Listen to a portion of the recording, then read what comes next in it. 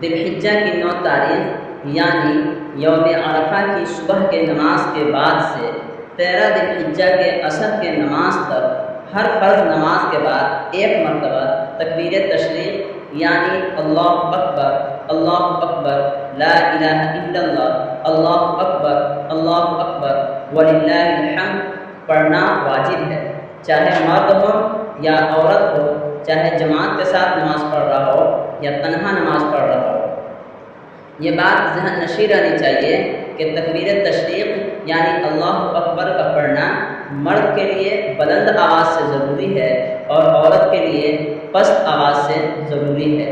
اور یہ بھی ذہن نشین رہنی چاہیے کہ اگر کوئی شخص